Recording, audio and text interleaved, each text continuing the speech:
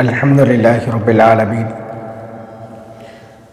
والعاقبة للمتقين والصلاة والسلام على سيد الأنبياء والمرسلين محمد وعلى آله وأصحابه أجمعين.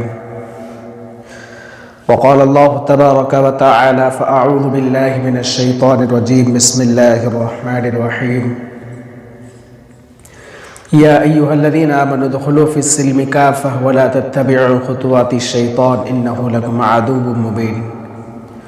وقال النبي صلى الله عليه وسلم الدنيا سجن المؤمن وجنة الكافر أو كما قال النبي صلى الله عليه وسلم.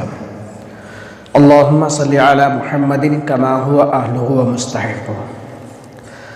اللہ تبارک و تعالیٰ نے دنیا میں انسانوں کو بہت ساری نعمتوں سے نوازا ہے. اللہ تبارک و تعالیٰ نے دنیا میں صرف راحت ہی کو نہیں رکھا ہے بلکہ مصیبت کو بھی رکھا ہے. اللہ تبارک و تعالیٰ نے دنیا میں دو چیزوں کو رکھا ہے، راحت کو بھی رکھا ہے، مصیبت کو بھی رکھا ہے. اس لیے تمام حضرات علماء کرام کا اس بات پر اتفاق ہے کہ حضرت آدم علیہ السلام سے لے کر اب تک اور اب سے لے کر تا قیامت تک یا آخر میں پیدا ہونے والا بچہ ہی کیوں نہ ہو، وہ نہ کوئی فکر اور غم سے خالی نہیں. کوئی نہ کوئی انسان کسی نہ کسی مصیبت میں، حزن میں، غم میں، ملال میں مبتلا ہے. حضرات علماء کرام نے لکھا ہے اگر کسی شخص کے 40 سال ہو تو اس کی زندگی 25 سال تو اس کی زندگی مصیبت میں، دکھ میں، درد میں، بیماریوں کے اندر گزریں گے. تو اللہ تبارک و تعالیٰ کی کیا ہے یہ مرضی ہے. اللہ تبارک و تعالیٰ جس کو جیسے جہاں جیسے رکھنا چاہے، جیسا رکھنا چاہے، جس طریقے سے رکھنا چاہتے ہیں ویسے رکھتے ہیں. مصیبت و پریشانی سے گھبرانے کی کوئی ضرورت نہیں ہے. مصیبتیں سب پر آتی ہیں. مصیبت کی ایک خاصیت یہ ہے کہ مصیبت ہمیشہ کے لیے نہیں رہتی بلکہ ٹل جاتی ہے. 1 سال پہلے جو مصیبت تھی اب ہے کیا، وقت گزر جائے گا. مصیبتوں میں فرق ہوتا ہے. کسی مصیبت کا سبب مال، کسی مصیبت کا سبب دولت، کسی مصیبت کا سبب شہرت، کسی مصیبت کا سبب عورت، کسی مصیبت کی سبب کیا ہے مال و دولت ہے، کسی مصیبت کا سبب سیاست. کسی شاعر نے کہا ہے آفت کی گھڑی ہے ضرور ٹل جائے گی، آفت کی گھڑی ہے ضرور ٹل جائے گی، کیوں ڈرتے ہو کیا جان نکل جائے گی. تاریخ اٹھا کر دیکھو، فرعون کامیاب نہیں ہوا بلکہ حضرت موسیٰ علیہ السلام کامیاب ہوئے. نمرود کامیاب نہیں ہوا بلکہ حضرت ابراہیم علیہ السلام کامیاب ہوئے. ابو جہل، ابو لہب کامیاب نہیں ہوا بلکہ میرے اور آپ کے آقا حضرت جناب محمد الرسول اللہ صلی اللہ علیہ وسلم کامیاب ہوئے.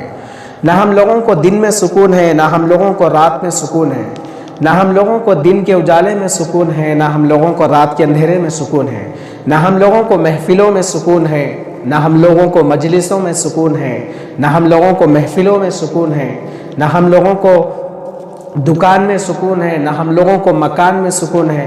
ہر کوئی مصیبت میں پریشان ہے، ہر کوئی مصیبتوں میں گرفتار ہے. ایسا کون ہو جو سکون راحت میں ہو، کس کے پیچھے فکر نہیں لگی ہوئی ہے. پورے حیدرآباد میں، پورے ہندوستان میں، پوری دنیا میں، مشرق سے لے کر مغرب تک، شمال سے لے کر جنوب تک ایسا کون ہے جو سکون و راحت میں ہو، خصوصاً مسلمان. تو کوئی بھی جواب نہیں دے گا. تکلیف میں تو ہر کوئی ہے، ہر ایک کے اپنے اپنے مسائل ہیں. مصیبت آنے کے اسباب کیا ہے، کیوں ہم لوگ مصیبتوں کا شکار ہو رہے ہیں، کہاں ہے ہمارا سکون. یا تو ہم نے اپنے ہاتھوں سے سکون کو برباد کر دیا، یا تو اللہ تبارک و تعالیٰ نے ہمارے اس چین و سکون کو برباد کر دیا. کچھ اعمال ایسے ہوتے ہیں جس کی وجہ سے اللہ تبارک و تعالیٰ ہمارے سکون کو برباد کر دیتے ہیں.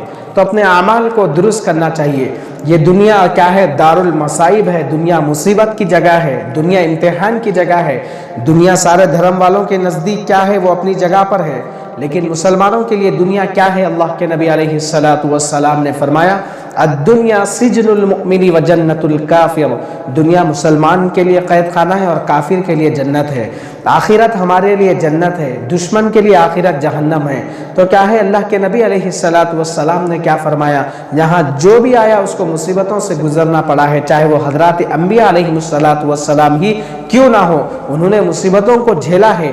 حضرت آدم علی نبینا علیہ السلام کی زندگی میں مصیبتیں آئی. حضرت آدم علیہ السلام کو مصیبتوں کا سامنا کرنا پڑا. حضرت شیس علیہ السلام کی زندگی میں مصیبتیں آئی، حضرت شیس علیہ السلام کو مصیبتوں کا سامنا کرنا پڑا۔ حضرت ابراہیم علیہ السلام کی زندگی میں مصیبتیں آئی، حضرت ابراہیم علیہ السلام کو مصیبتوں کا سامنا کرنا پڑا۔ حضرت اسماعیل علیہ السلام کی زندگی میں مصیبتیں آئی، حضرت اسماعیل علیہ السلام کو مصیبتوں کا سامنا کرنا پڑا۔ حضرت موسیٰ علیہ السلام کی زندگی میں مصیبتیں آئی، حضرت موسیٰ علیہ السلام کو مصیبتوں کا سامنا کرنا پڑا۔ حضرت عیسیٰ علیہ السلام کی زندگی میں مصیبتیں آئی، حضرت عیسیٰ علیہ السلام کو مصیبتوں کا سامنا کرنا پڑا۔ حضرت داؤد علیہ السلام کی زندگی میں مصیبتیں آئی، حضرت داؤد علیہ السلام کو مصیبتوں کا سامنا کرنا پڑا۔ حضرت زکریا علیہ السلام کی زندگی میں مصیبتیں آئی، حضرت زکریا علیہ السلام کو مصیبتوں کا سامنا کرنا پڑا۔ حضرت یحییٰ علیہ السلام کی زندگی میں مصیبتیں آئی، حضرت یحییٰ علیہ السلام کو مصیبتوں کا سامنا کرنا پڑا، جس کے صدقے میں اللہ تبارک و تعالی نے کائنات کے ذرے ذرے کو پیدا کیا ہے۔ میرے اور آپ کے آقا حضرت جناب محمد الرسول اللہ صلی اللہ علیہ وسلم جو رحمت للعالمین تھے، مگر مصیبتوں کو برداشت کرنا پڑا۔ کوئی انسان دنیا کے اندر ایسا نہیں ہے، کوئی انسان ایسا نہیں ہے جو دنیا میں آ کر مصیبتیں نہ اٹھائی ہو، کوئی انسان ایسا نہیں ہے جسے کوئی پریشانی نہ پہنچی ہو، کوئی تکلیف نہ پہنچی ہو۔ کیا حضرات انبیاء علیہ السلام پر، کیا انبیاء پر، تابعین پر، تبع تابعین پر بھی مصیبتیں آئی ہیں؟ آپ کو سن کر تعجب ہوگا، ہم سے زیادہ مصیبتیں انہی کو تھے، ہم سے زیادہ دکھ درد مصیبتیں تکالیفیں حضرات انبیاء علیہ السلام کو ہی تھا۔ کوئی انسان ایسا نہیں ہے جو دنیا میں آ کر جو سکون ہی سکون میں رہا ہو۔ دکھ درد غم راحت پریشانی دنیا کے اندر ہر ایک کے ساتھ لگی ہوئی ہے۔ حضرت آدم علیہ نبی کی علیہ السلام جنت سے آسمان سے زمین پر اتارے گئے، اس حالت میں اتارے گئے کہ وہ مصیبتوں کے گھیرے میں تھے۔ اللہ تبارک و تعالیٰ نے حضرت آدم علیہ السلام سے لباس کو لے لیا، حضرت آدم علیہ السلام کو حضرت حوا سے جدا کر دیا۔ حضرت آدم علیہ السلام 400 سال تک مصیبتوں کے دلدل میں پھنسے رہے۔ 400 سال تک، 4 سال نہیں، 4 مہینے نہیں، 4 دن نہیں، 4 گھنٹے نہیں، 4 لمحے نہیں، بلکہ حضرت آدم علیہ السلام 400 سال مصیبتوں کے دلدل میں پھنسے رہے۔ اسی طرح تاریخ اٹھا کر دیکھیے، حضرت ابراہیم علیہ السلام کی پیدائش اسی گھر میں ہوتی ہے جس گھر میں کفر و شرک تھا۔ اس سے بڑی پریشانی کیا ہو سکتی ہے؟ جب حضرت ابراہیم علیہ السلام نے ہوش و حواس کو سنبھالا ہے تو پھر نمرود کے دربار میں دعوت و تبلیغ پیش کرنا پڑا۔ اس سے بڑی پریشانی کیا ہو سکتی ہے؟ حضرت عیسیٰ علیہ السلام کی زندگی میں مصیبتیں دکھ درد، حضرت عیسیٰ موسیٰ علیہ السلام کی زندگی میں مصیبتیں تکالیفیں، تمام حضرات انبیاء علیہ السلام کی زندگی میں تکالیفیں مصیبتیں تھی۔ حضرت ایوب علیہ السلام کی زندگی میں، حضرت ایوب علیہ السلام کی زندگی میں مصیبتیں غم دکھ درد، اور حضرت ایوب علیہ السلام کو اللہ تبارک و تعالیٰ نے ایسی بڑی بیماری کے اندر مبتلا کر دیا تھا جس کے اندر کوئی علاج نہیں تھا۔ حضرت ایوب علیہ السلام کی زندگی بیماریوں کے اندر گزری ہے، تو کیا ہے، یہاں تک کہ جس کے صدقے میں اللہ تبارک و تعالیٰ نے کائنات کے ذرے ذرے کو پیدا کیا ہے، وہ پیغمبر صلی اللہ علیہ وسلم کی زندگی بھی اگر آپ پڑھ کر دیکھیں گے، وہ پیغمبر صلی اللہ علیہ وسلم کی 63 سالہ زندگی آپ پڑھ کر دیکھیں گے تو آپ اس نتیجے پر پہنچیں گے کہ وہ پیغمبر صلی اللہ علیہ وسلم کو بھی اپنی زندگی میں مصیبتوں کو جھیلنا پڑا، مصیبتوں کو برداشت کرنا پڑا، آپ پر پتھر برسائے گئے، شہر چھوڑنا پڑا، آپ کے پیر لہو لہان ہو گئے، نعلین مبارک خون سے تر ہو گئے۔ اللہ کے نبی علیہ السلام کی بچپن کی زندگی کتنی مصیبتوں میں گزری، اللہ کے نبی علیہ السلام کی جوانی کی زندگی کتنی مصیبتوں میں گزری۔ تمام حضرات علماء کرام کا اس بات پر اتفاق ہے کہ تمام حضرات انبیاء علیہ السلام کی تکالیفوں کو، مصیبتوں کو، پریشانیوں کو ایک طرف رکھ دیا جائے اور میرے اور آپ کے آقا حضرت جناب محمد الرسول اللہ صلی اللہ علیہ وسلم کی زندگی کی تکالیفوں کو ایک طرف رکھ دیا جائے تو ہمارے نبی پاک صلی اللہ علیہ وسلم کی تکالیفیں بڑھ جائے گی، ہمارے نبی پاک صلی اللہ علیہ وسلم کی مصیبتیں پریشانی بڑھ جائے گی۔ راحت و سکون، اگر چین و سکون، اگر راحت و مصیبتوں کا دار و مدار، اگر راحت و مصیبتوں کا دار و مدار ایمان پر ہوتا، اعمال پر ہوتا، تو کبھی بھی نیک لوگوں پر مصیبتیں نہیں آتی۔ بہت سارے لوگ مصافحہ کر کے یہ سوال کرتے ہیں، جمعہ کے بعد مصافحہ کر کے یہ سوال کرتے ہیں، علماء کرام سے سوالات کرتے ہیں، میں الحمدللہ میں مسلمان ہوں، میں اللہ کو ایک مانتا ہوں، میں اللہ کو ایک جانتا ہوں، اللہ کے رسول صلی اللہ علیہ وسلم کو رسول مانتا ہوں، اللہ کے رسول صلی اللہ علیہ وسلم پر ایمان لاتا ہوں، میں 5 وقتہ نمازی ہوں، میں صوم و صلات کا پابند ہوں، میں تہجد کا پابند ہوں، میں کوئی گناہ کبیرہ نہیں کرتا ہوں، میں کوئی گناہ صغیرہ نہیں کرتا ہوں، میں کوئی گناہ انجام نہیں دیتا ہوں، میں بدنظری نہیں کرتا ہوں، میں جھوٹ نہیں بولتا ہوں، میں شراب نہیں پیتا ہوں، میں جوا نہیں کھیلتا ہوں، پھر بھی میرے اوپر مصیبتیں آ رہی ہے، میں حج کیا ہوا ہوں پھر بھی میرے اوپر مصیبتیں آ رہی ہے، میں حج کیا ہوا ہوں، میں عمرہ کیا ہوا ہوں پھر بھی مجھ پر مصیبتیں آ رہی ہے،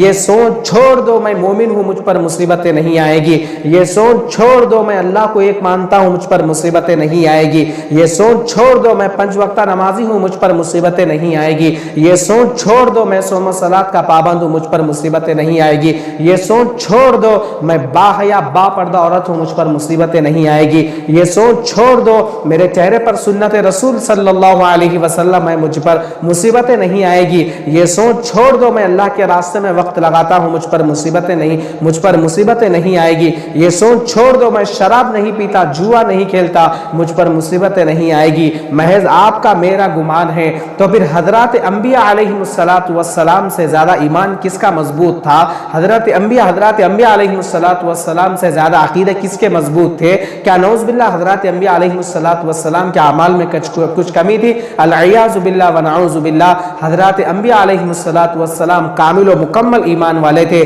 پھر بھی حضرات انبیاء علیہ السلام کو دنیا میں آ کر تکالیفوں کو، مصیبتوں کو برداشت کرنا پڑا ہے۔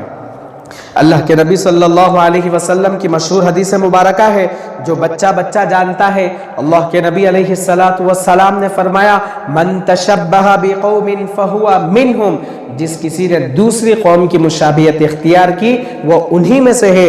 اللہ تبارک و تعالیٰ کو نیک، صالح، متقی، تقوی، پرہیزگار لوگوں کی مشابہت پسند ہے۔ اللہ تبارک و تعالیٰ کو